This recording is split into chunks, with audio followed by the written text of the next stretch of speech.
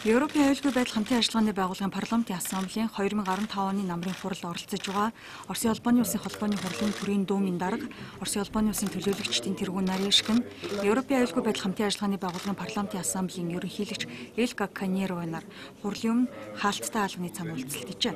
Тэд уулзалтаа дуусгасан дээрөө сэтгүүлчдэд мэдээлэл хийсэн юм. Ноён Каньерова үүний өмнө мэдээлэхдээ Монгол улс тус байгууллагад эсээд 3 жил болсон ч үнэн ч гишүүн болохоо идэвхтэй оролцоогоороо харуулж ийн гэсэн юм. Уулзалтын хувьд парламентын ассамблеийн аливаа төлөөлөгчдийн үйл ажиллагаанд элдв хориг хязгаарлалт тавихыг зогсоох нөхцөл боломжийг бүрдүүлж ажиллах болно гэдгээ Оросын талд илэрхийлсэн байна. За мөн Украиний нөхцөл байдлын талаар ярилцаж парламентын дипломат бодлогоор Украиний хямралыг энхийн замаар шийдвэрлэх давуу боломжтой гэж үзжээ.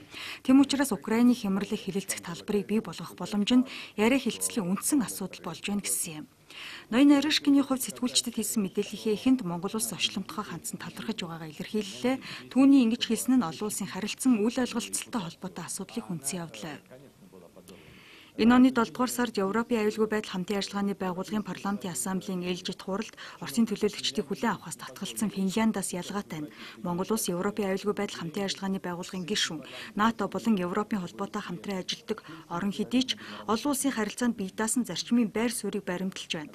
Финляндийн хурал дээр Оросын холбооны улс эдийн засгийн хоргийн асуудлыг дэвшүүлэн тавихаар зэхэж байсан. Гэвч энэ сэдвийг зөвхөн одоо Улаанбаатарт ярих боломжтой боллоо. Мөн тэрээр Америкийн нэгдсэн улсын засаг захиргаа Оросын улбаны улсын парламентын төлөөлөгчдийг парламентын спикерүүдийн дэлхийн 4-р баг хуралд оролцоход цаад болсон парламентын ардчлалын үнэт зүйлд халтсан олон улсын нээлттэй яриа хэлцээний зарчмуудыг үл ойшоож байгаагийн илрэл хэмээн байр суурь илэрхийллээ.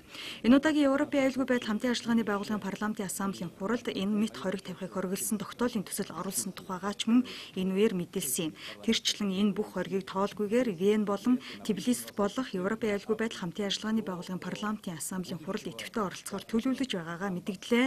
Түүнийг ийхүү мэдгдсэний дараа парламентын ассамблеийн ерөнхийлөгч Каньерова Финлянд Оросын эртний түүхэн харилцааг онцлоод одоо ч Оросын улбаны улсыг гол түншээ гэж үздэг гэсэн юм а.